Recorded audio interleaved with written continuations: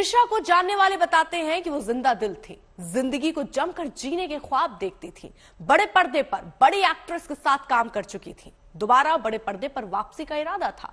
जिन serials में वो काम कर रही थी वो सारे हिट थे। फिर ऐसा क्या था जो तुनिशा को अंदर से तोड़ रहा था? ऐसा क्या था जिसकी वजह से तुनिशा ने जान दे दी?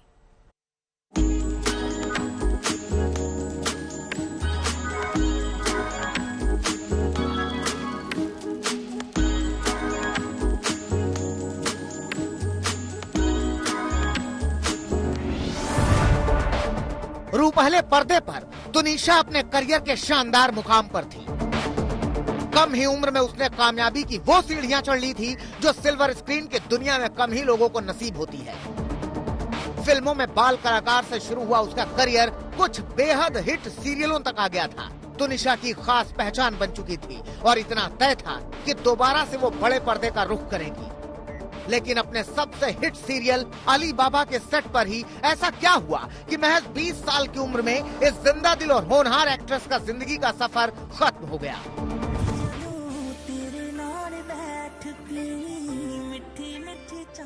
कितनी जोश और जिंदगी से भरी थी तुनिशा, ये इस बात से जाहिर होता है कि वो अपनी शूटिंग से जुड़े अपडेट और वीडियो अपने फैंस के साथ लगातार शेयर करती थी। और उसका इंस्टाग्राम पर शेयर किया गया आखिरी पोस्ट देखकर तो आपको यकीन ही नहीं होगा कि तुनिशा खुद अपनी जान भी ले सकती है। तुनिशा शर्मा ने अपनी मौत के चंद घंटे पहले सोशल मीडिया पर एक पोस्ट डाला था। पोस्ट में उन्होंने लिखा था कि जो अपने जुनून से आगे बढ़ते हैं वो रुकते नहीं हैं। इस पोस्ट से साफ है कि जोश जुनून से भरी तुनिशा का सफर काफी चमकदार था। सीरियल अली बाबा, दास्ताने काबुल में मरियम का किरदार निभाने वाली तुनिशा पहले भी कई सीरियल्स में नजर आ चुकी थी। तुनिशा शर्मा की उम्र महज 20 साल थी। तुनिशा ने बाल कलाकार के रूप में इंडस्ट्री में अपने करियर की शुरुआत की थी और भारत का वीर पुत्र महाराणा प्रताप सीरियल से डेब्यू किया था। चक्रवर्ती अशोक सम्राट, गब्बर पूछ वाला, इश्क, सुभान अल्लाह के अलावा इंटरनेट वाला लव सीरियल में तुनिशा का किरदार काफी पसंद किया गया। सिर्फ छोटे पर्दे तक ही तुनिशा का जलवा सीमित नहीं था, बड़े पर्दे पर भी तुनिशा ने अपनी अदाकारी से सबका दिल जीता। कई फिल्मों में काम करके लोहा मनवाया और फिल्मों के तुरंत बाद उसने छोटे पर्दे का रुख कर लिया था। फिल्म बार बार देखो और फितूर में भी तुनिशा नजर आई। कटरीना की दोनों फिल्मों में उनके बचपन का रोल तुनिशा ने ही निभाया। सलमान खान की फिल्म दबंग 3 और विद्या बालन की फिल्म कहानी 2 में भी तुनिशा ने काम किया। जिन कलाकारों ने तुनिशा के साथ काम किया था उनको भी यकीन नहीं हो रहा कि इतनी हंसमुख और जिंदा दिल एक्ट्रेस ऐसा कदम उठा सकती है। बड़ा कॉमेडियन, एकदम उनके साथ कोई शूट करता है ना तो बड़ा मजा आता है।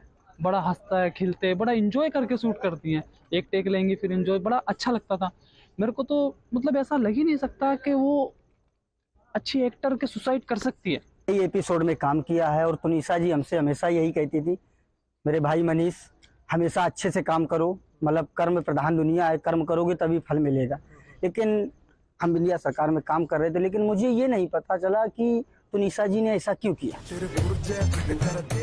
सीरियल से मिली पहचान के बूते तुनिशा के बारे में कहा जा रहा था कि वो एक बार फिर बड़े पर्दे का रुख जरूर करेगी। तुनिशा की मौत एक मिस्ट्री बन गई क्योंकि उसके पास काम की कोई कमी नहीं थी। उसका करियर अच्छा चल रहा था, वो कम वक्त में कामयाब हो गई थी, उसके लिए आगे अच्छी उम्मीदें थी।